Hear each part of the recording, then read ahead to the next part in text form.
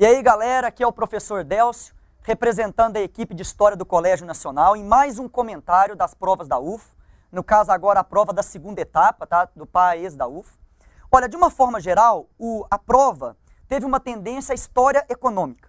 Se você pegar as 4 questões que caíram nessa prova, ela tendia mais para o lado econômico. Por exemplo, o primeiro exercício, o aluno tinha que ter conhecimento das alterações nas condições de vida nos Estados Unidos com o avanço da industrialização. Perfeito? No exercício número 2 da prova tipo 1, o aluno tinha que ter um domínio do desenvolvimento econômico latino-americano após as emancipações e dos problemas internos desse desenvolvimento. Perfeito?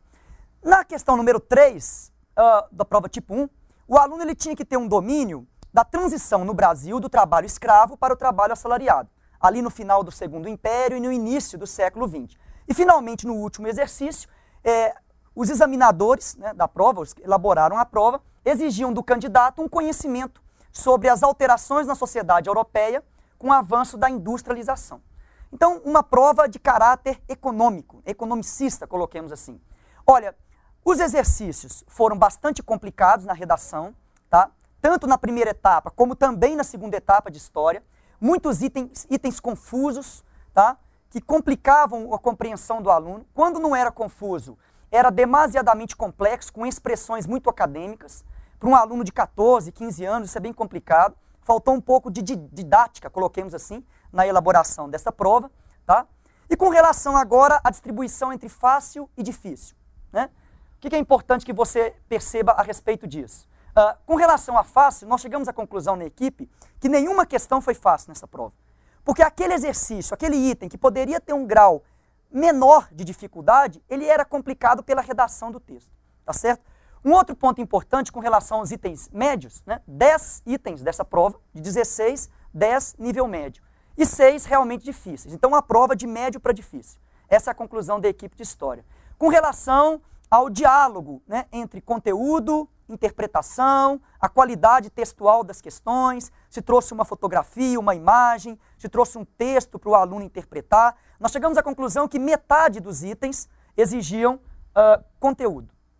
Principalmente no exercício sobre a transição do trabalho escravo para o trabalho assalariado e sobre os Estados Unidos.